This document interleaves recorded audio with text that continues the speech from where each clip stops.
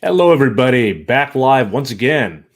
Let me just do a quick test of the audio here to make sure everything's working. And if you can hear me, please do let me know in the chat below. For some reason, when I go live, it doesn't tell me if anyone's watching from LinkedIn. Last time when I was doing the live, it was like, is anyone on here? Maybe there's no one on here. I should continue talking, right? And that was just me for the first 5 minutes of the conversation. So I'm just going to double check on my phone to make sure I'm live so you can see my pretty face, and then we'll get started. Because today is one of those things that I actually really like doing in my free time, which is watching speakers and then breaking down their style. And to me, this whole body language, analyzing people, figuring out the little things they do that make them the speakers they are, make them the the role models that they are, that's very fascinating to me. So I made a poll on LinkedIn about a week ago about, hey, who are some speakers that you really admire? And some of the top names were Barack Obama, you had Oprah Winfrey, and Simon Sinek. Now I know, especially in the business world, Simon Sinek is someone who's really looked up to for things like leadership, things like corporate communication. Andrew, how's it going? King of TikTok. I'm getting there. I'm getting there. I feel like I'm the number one public speaking coach on TikTok, which, it's a point of pride for me because I only started 4 months ago. But thanks to people like you for supporting me. So today I want to talk about Simon Sinek because he's one of those people where I get a lot of clients who say, I want to speak like him.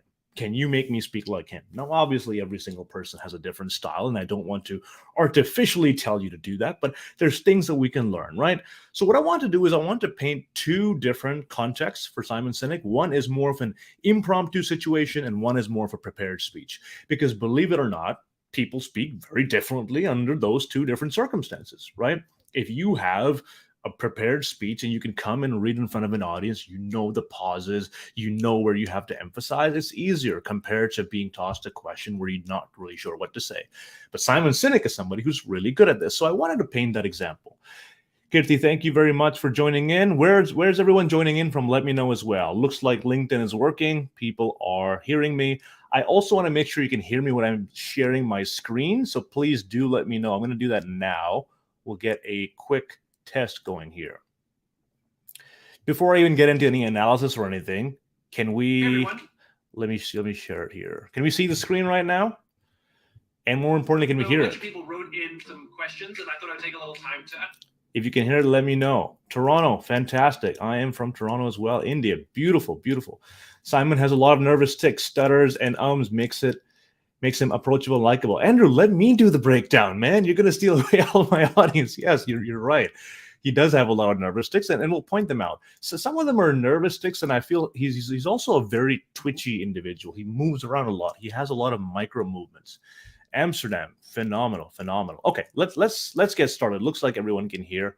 What I'm going to do is I'm going to give you two different contexts. The first one is him when he's just asked questions. So this is a show that he does on his YouTube channel called Ask Simon, where people ask questions, and then the way he answers, I break it down and I try to understand the individual components. Now, before we go into how he says things, how he talks, what his voice sounds like, I want to do something very interesting. This is something that I did with my clients last week, and they found it very useful.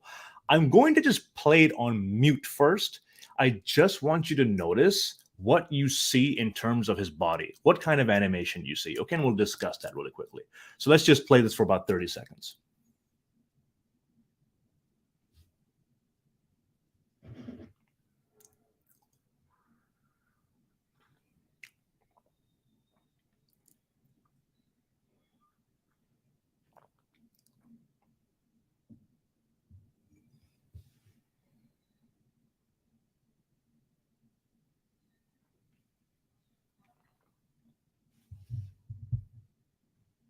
Okay, let's stop here. Already, I'm sure you can notice there is a lot of animation when it comes to Simon Sinek. He is not somebody who just stands still, looks at the camera, or looks at the person, and just talks without using his body.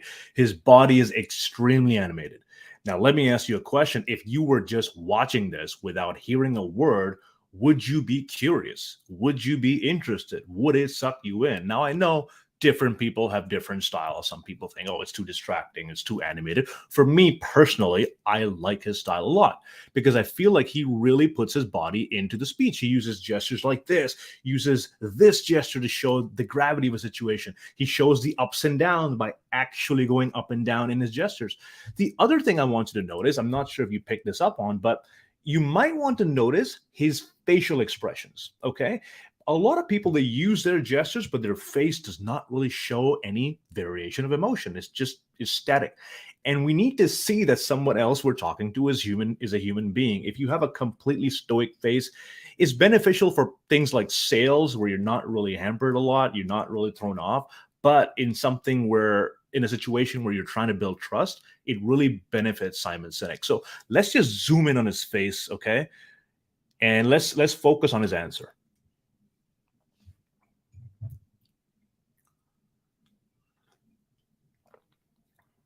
Look at the eyebrows.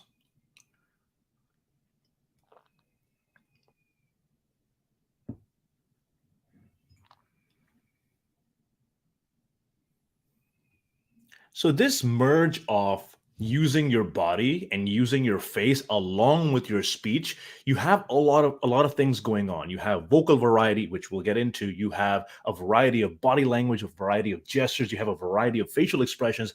All those things are very appealing to us when we watch. It's dynamic. It's not static.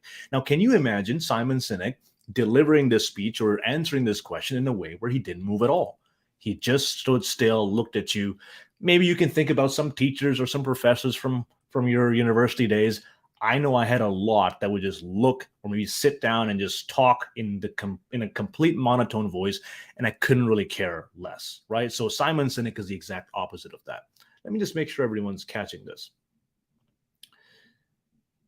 Love this idea, focusing on the visual first. Thank you very much, Jason, and I appreciate you. I've been seeing you a lot on my content, and I hope you found it very valuable. What we'll do, let's continue. Now let's watch the same thing again, but this time let's watch it with the actual audio. Let's see what his voice sounds like, and especially how he merges his voice and how it aids his body language when he's speaking. Let's watch it again. Pathwick asks, does finding your why mean you'll always stay motivated? The simple answer is no. Finding your why does not mean you always stay motivated. It does mean you always stay inspired. Our motivation can come and go. A bad night's sleep, you can be unmotivated. A hard day at work, something goes wrong. Motivation waxes and wanes. And that's why the why matters so much, is because something that's so unstable, we want something that has some solidity, something foundational. A why means we always stay inspired because we always have a sense of where we come from, despite the daily comings and goings of our motivation. So this is where Andrew was mentioning some of the twitches. He does this thing where I'll rewind a little bit. I've seen this enough times. We always stay inspired because we always have... He does this little motion like that, and he always stands on his toes when he is almost like an exclamation mark at the end of a sentence. He's rocking back and forth, back and forth. Now, when you're on stage, this might not be easy to notice, but when you're in a meeting and you're going back and forth, it can be distracting. You can see a lot of nervous tics here.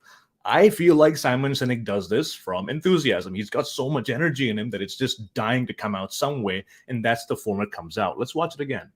A sense of where we come from, despite... You notice that little bounce going on?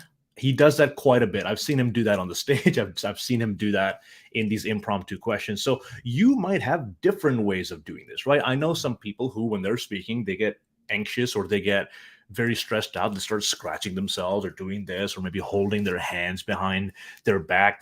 Everyone has a different thing. I know for me, if I'm sitting down and I'm doing a presentation, my right leg starts just shaking and just tapping the floor quite a bit. That's the thing that I experience. So everybody has a different one. But what I like about Simon Sinek is how he focuses on certain words, how he emphasizes on certain words. You'll notice him going up in certain words and going down in other words. Let's continue watching and you'll see. The daily comings and goings of our motivation. Next question. Oliver asks, what are the most important soft skills and how can we develop them? Okay, first of all, I hate the term soft skills. We talk about hard skills and soft skills as... Look at that. Hard skills and soft skills. He uses his gestures to separate the two, almost like two objects that he's holding in front of him. This is very important because it helps you visualize the argument as two separate ends of the same argument, right? This or that. And to me, I know when someone does that, I almost draw this imaginary line in between where I'm comparing the two. So this simple gesture does a lot to just help you understand as an audience. If they're in opposition, those things are opposites. I like the term hard skills and human skills. Hard skills and human skills. Notice the voice. Notice how he is trying to emphasize the things he's talking about. Hard skills, the skills we need to do our job, and human skills are human skills. Skills we need to be better versions of ourselves, and we need both. So I'm going to rewrite. We need both. He goes up when he's talking about it. And the reason he does this is because you know which parts of what he's talking about is important and which one is not as important. Obviously, everything he's saying is important, but certain words have more emphasis. So when you raise the volume, when you talk louder for those words, it shows you that, hey, these are the things he really wants you to focus on. Human skills, right? When he says that, he says it differently because he wants to emphasize. Restate your question, Oliver. What are the most important human skills we need, and how can we... What are the most important human skills that we need? Listening is the big one, I think. It's one of the skills that is desperately lacking. He also uses power words or strong words with strong gestures. So listening is one of the things. He pairs the two together. World, and definitely in our places of work today, and even in our relationships. That little bounce again, right? That's the trademark Simon Sinek bounce. So I think we can all learn to be better listeners, which also leads to all the other things. Having difficult conversations, how to do those. Empathy. This is something I love, and I feel like most people should just do. When you're listing things down, just count them on your hand. Number 1, number 2, number 3, or do this, do that, and do this. It just helps you visualize, and it's so easy to do.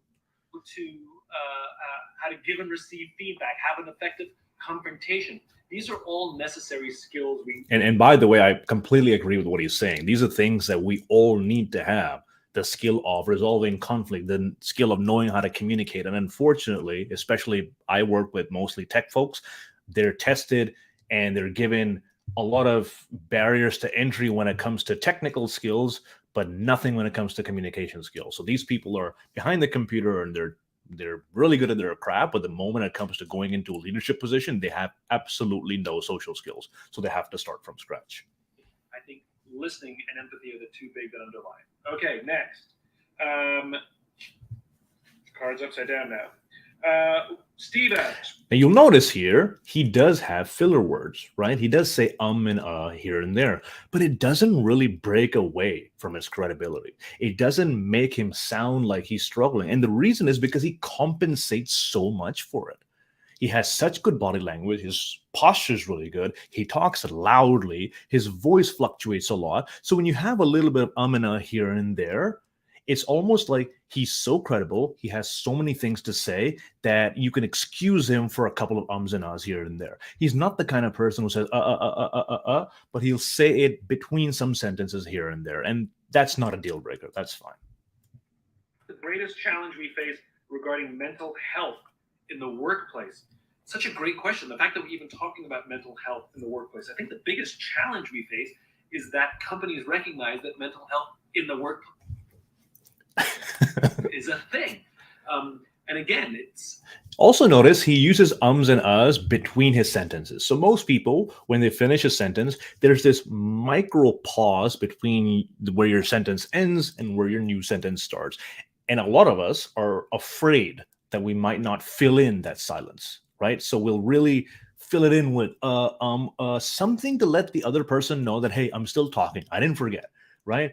It's okay to just pause for a millisecond because in our head, it seems like time is going by really fast and we've paused for like 10 seconds, but really on the other side, no one can really tell. About empathy. It's about even his shoulders, about empathy, right? How many of us, when we're speaking, do we actually use our shoulders? How many of us actually use our body when we speak? Most of the time when I see people speaking, at the most, they'll do this. That's the recurring gesture you'll see, right? So imagine the range that you have around you, right? Especially the 360 degrees, or maybe not 360, maybe the 180 degrees in front of you. You have all of this range to use. The stocks went up, it plummeted down. We're trying to implement this strategy. We got a new client. All these things that you can say and use the range you have around you to use your body to communicate the message. But most of us don't do that. And this is even harder to do when you're in a Zoom meeting with your colleagues and you have that little square where you're limited by how much you can express yourself. But even then, we're hiding behind our desk, or maybe the camera is pointed up there while we're eating our waffles or whatever it is. There's so much potential here to communicate more effectively, but we just don't use it. So I hope you can see with Simon Sinek's example, and we're going to go into more prepared speeches as well, you can see how much room there is to add some personality, to add some enthusiasm into your presentation. Seeing human beings as human beings. He's almost theatrical. Seeing human beings as human. Don't leave me. Right? I find that really funny, but if you're doing this in front of a large audience, it can come across as really impactful. Seeing employees as people, not just functionaries, and understanding that people have good days and bad days, that people have stresses at home that affect how they feel and someone's mental health. How they feel. I like this because it just adds some more, I don't know what the word is, dynamicism. It just makes it more dynamic. The way he presents, there's a little bit of theater in there. Now, one thing I want to point out, Simon Sinek doesn't really speak like the typical executive, right? He talks a lot about leadership, but he doesn't really speak like a lot of executives. If you look at some of the studies about, I think the Center for Talent Acquisition, I forgot what it was called. They did a study on what makes people have executive presence, right? And gravitas was one of the main things on top. Like if you have gravitas, you have a lot of executive presence. Surprisingly, charisma was much lower, right? People didn't want the high energeticness with their executives. Would they prefer someone who's calm, someone who speaks slowly and methodically, and who does not get pushed over, or someone who can hold their ground when it comes to their opinion? Simon Sinek doesn't quite have that level of gravitas, but he does speak with a lot of credibility. He has a lot more energy than the usual executive does. I don't think there's anything wrong with that. Most people just have different styles. I'm just saying this is not typically what you would find in an executive. Really matters. It matters how they show up to do their work. It also really matters how they show up as a team member. Okay, let's stop here and summarize just for the impromptu speak. So if you realize his main way of pulling you into the story is use of body language. A lot of bodies, right? A lot of gestures, a lot of pairing between his voice and his gestures. When he says listening, this or that, he always puts his body into the speech to aid his words. The second thing is his actual words, what he says. He's really good at fluctuating his voice. So he doesn't really talk like this, hey, human skills and soft skills, we should be learning both of them. That will be really boring. And unfortunately, that's how most people in corporate talk. They're really boring, which is why you never listen to any company updates, because they're so boring, right? And let me know in the comments if that's not true. I know it's true because I coach so many people on it. This is what we need to see more of in the corporate world, right? Not this level of theatrics, but at least some storytelling, some level of empathy, some level of, hey, I care about what I'm talking about, and I'm not just reading off slides because I work from 9 to 5 and I have to get back to the Excel spreadsheet that I've been given for the day, right? Which is mostly how it is. So pairing the voice, adding the enthusiasm. If I played this on mute for you when you looked at Simon Sinek speak, you could tell how enthusiastic he is about this, right? Now, we're running out of time, but I'm going to fit in another one really, really quickly here. Quick note here, if you are finding this interesting, if you want to learn more about how to speak at work, how to speak like a leader, how to have the proper tonality to speak with confidence so people take you seriously, I am doing a free masterclass next week on Tuesday. You can find out more information about that at speakingbetter.ca. I'm going to be hosting it myself for about 2 hours, and I want to really go into the depth of what can you do to become more confident as a speaker at work? Because yes, it's nice to know how to do a speech, but realistically, how often are you doing speeches, right? If you're working, most of your day is spent there, and that's probably where you're struggling with your confidence. So I want to teach you, how do you answer questions on the spot when you don't know the answer? How do you explain things in a way where people understand? This is especially for tech people. And how do you look confident and you don't look like a deer in headlights? So if you're interested in that, please go to speakbetter.ca, and you can register there. Now, let us continue. I'm going to play just a short segment of this. This is a prepared speech, as you will see, because he's using notes. And I just want you to notice some of the differences between speaking on the spot and speaking while he's prepared. Simon Sinek is one of those people who, even if he's prepared or if he has notes in front of him, he does a really good job of staying consistent. It's really hard for you to tell. Like if you were just listening to this, you might not be able to tell that he's reading. So let's watch. I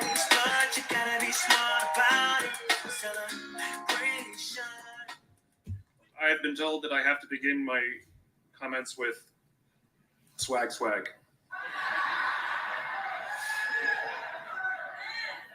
Okay, this might seem like he just made it up on the spot, and he possibly did, but this is an amazing way of opening a speech. If you can make the audience laugh early on in the speech, more they will trust you. Laughter is something that connects us, right? Think about your favorite comedian, right?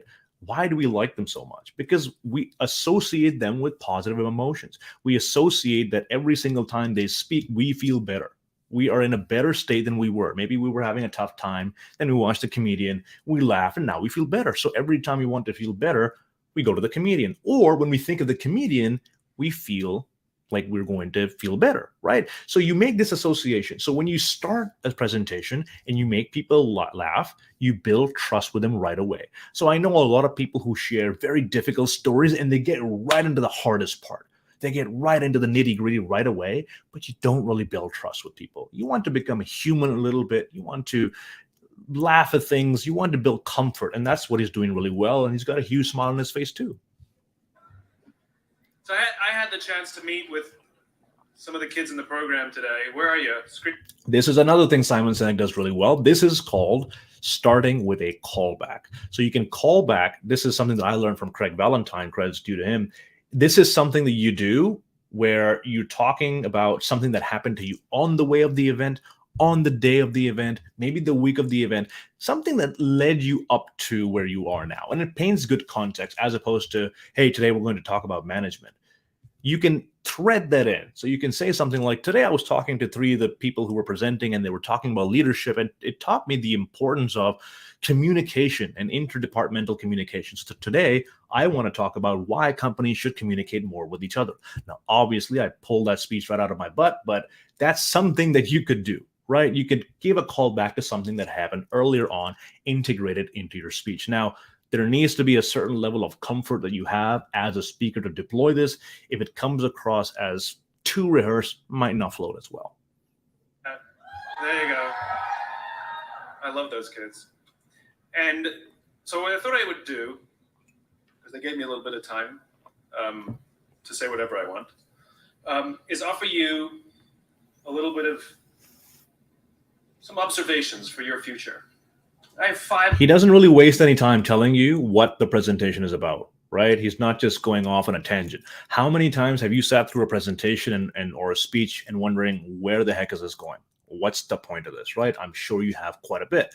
He doesn't waste any time, like 30 seconds into it. Hey, this is what we're going to talk about. Rules that you can follow as you find your spark. And so he said 5 rules that you can follow. Now, this is something very interesting when it comes to credibility. The more specific you are with things, the more people think you know your stuff, right? So for example, what should we have for breakfast? Well, we can have an omelet for breakfast, or we can have waffles for breakfast. Okay, that's one way of answering it. And this is a completely hypothetical example, so bear with me here. Or we have 2 options. One, we can have an omelet, or we can have waffles. Just that little bit of added specificity, it makes it sound like I've calculated the answer, right? What do you think we should do to increase our revenue? Well, we can add more marketing efforts or increase our staff. Those are things we can do. There are 2 things we can do. We can add more people to our team or increase our marketing efforts. You see the difference? Just by adding a little bit of specificity, it just makes it sound like, oh, this person has thought about it. They have come to this conclusion because they've calculated it, so it must be true. And when he says there are 5 points, 3 points, 2 points, that's what it demonstrates. Very subconscious. your spark to life. The first is to go after the things that you want. Let me tell you a story. So a friend This of is what I mine and love. This is what I love. we Okay. went for a run in Central Park.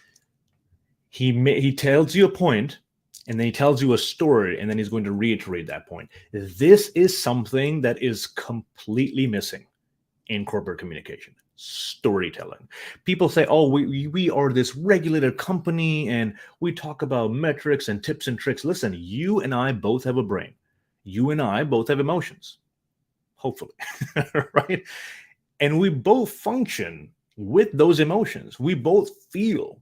But when you tell me to do something without context, without giving me any emotional reason for it, hey, we're lacking on the KPIs, we have to continue doing this, it doesn't give me any emotional buy-in, right? So one of the main things you can do to inspire behavior, to change behavior, to be a leader, is to incorporate storytelling, to incorporate analogies, to incorporate metaphors that drive a point home, right? One of my favorite examples is when you tell a story associated to something, the value of it goes up. I forgot what the object was, but they took, maybe it was a paper plane I can think of. They took a paper plane and they wanted to find out, how can we sell this for the most amount of money on eBay, right? So they got people to write stories about it. I completely forgot where I'd read this, so I might be misquoting the object here. So they got people to write stories about the object and see how much they could sell it. So they put a paper airplane on eBay for $5. No one bid anything. No one bought it. But then they made a hocus pocus story about how it was used by someone in the United Nations who made this airplane and threw it away. It sold for $87. Just because there was a story associated with it. Now, I wish I could remember the specifics of it, but this is the power of stories. We buy things because of the story. Have you seen people saying, hey, I bought this shoe, this was the third limited edition, or this was the only one left, or they only made 5 of these? Why? Because there is a story associated with this. So when you associate a story with the point that you were trying to prove, the likelihood of people understanding and taking on your point of view is a lot higher. The Roadrunners organization, on the weekends, they host races. And it's very common at the end of the race, they'll have a sponsor who will give away something, apples or bagels or something. And on this particular day, when we got to the end of the run, there were some free bagels. Notice his eye contact. Swaying through the room, left to right to left, right? He doesn't have this, no twitchy movements. This is something a lot of people do when they're nervous, where they'll look here and they'll do this and they'll do that and then look at the ground. He's just casually scanning them right to left, and it just shows his composure. What a professional he is. And they had picnic tables set up, and on one side was a group of volunteers. On the table were boxes of bagel. Notice he's still doing the gestures, right? Boxes of bagels. And by the way, depending on the audience, your gestures get bigger. So if you were sitting in front of 3 people, you say there was a box of bagels. But if there was a big audience, they can't really see the size, right? So you could do a box of bagels. Now, I don't know how big the box is. A box of bagels, you obviously can't do that. But you would enlarge your gestures depending on how big the space is where you're speaking. And on the other side was a long line of runners waiting to get their free bagel. Look at how much description he adds. This is something that I see with my clients all the time when they're interviewing. Oh, I had this company I was working for, and then they had a problem, and then I talked to somebody about the problem, and then we fixed the problem, and now there's no problem. There's no specifics. I don't care about the story because I don't know who it's about. I don't know the intensity of the problem, what was on the line. I don't know any of the characters here. So you really need to build an image in the mind of the listener. Specifics are what do that. The more things you remember, the more it sounds like you know what you're talking about. So I said to my friend, let's get a bagel. And he looked at me and said, that line's too long. And I said, this is also a key thing when it comes to storytelling. He could have said, my friend told me the line's too long. But instead he said, my friend looked at me and said, the line is too long.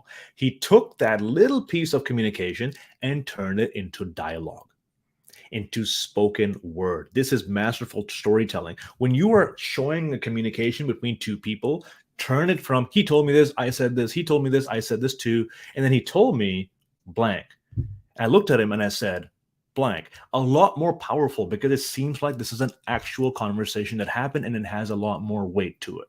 I'm just going to answer look at one more minute of this just till we're running out of time. Free bagel. And he said, I don't want to wait in line. And I was like, free bagel. Notice the dialogue over, and then I told him, hey, it's a free bagel, right? And he says, nah, it's too long. And that's when I realized that there's two ways to see the world. This is the point, right? So he told you the point. Let me tell you a story. And now he's coming back to the point. Some people see the thing that they want, and some people see the thing that prevents them from getting the thing that they want. I could only see the bagels. He could only see the line. And so I walked up to the line. I Notice the pauses. Takes his time, not rushing to the points, really trying to get the audience to absorb everything he's saying. leaned in between two. He's actually showing himself leaning as he's talking about leaning. How many of us realistically put ourselves into our spoken word as much as Simon is? People. Put my hand in the box and pulled out 2 bagels. And no one got mad at me. Because the rule is you can go after whatever you want. You just cannot deny anyone else to go after whatever they want. Now, I had to sacrifice choice. I didn't get to choose which bagel I got. I got whatever I pulled out, but I didn't have to wait in line. So the point is you don't have to wait in line. You don't have to do it the way everybody else has done it. And the point is you don't have to wait in line. So notice how he set up the story. He told you what he was going to tell you. He gave you a story, which, by the way, I get a lot of people saying, oh, I don't have any stories. I don't have any story that changed my life or completely revolutionized my worldview. He's telling you a story about a bagel, right? And he's connecting it to this message. So don't think of these stories as some world-ending apocalypse stories. You can find daily things that happen to you and you can make a story out of it.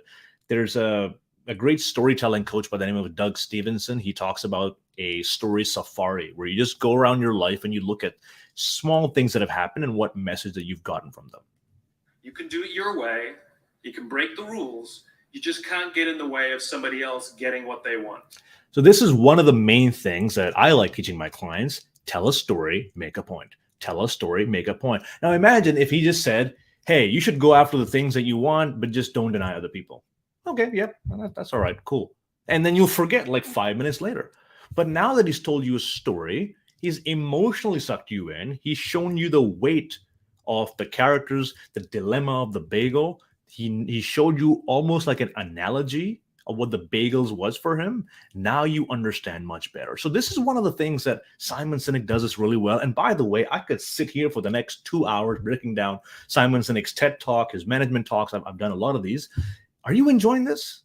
Is this content that's valuable to you? Please do let me know because I want to do more of this. I really enjoy doing this stuff. So I also want to know, do you want to see more Simon Sinek or do you want to see other speakers? Who else should I analyze next? And is there anything else that I missed here that you could perhaps point out? Because speaking is one of those things that is very subjective, right? I might say, oh my God, Simon Sinek is so animated. I love his energy. You might say, you know what? It's a bit much for me. I'm really distracted.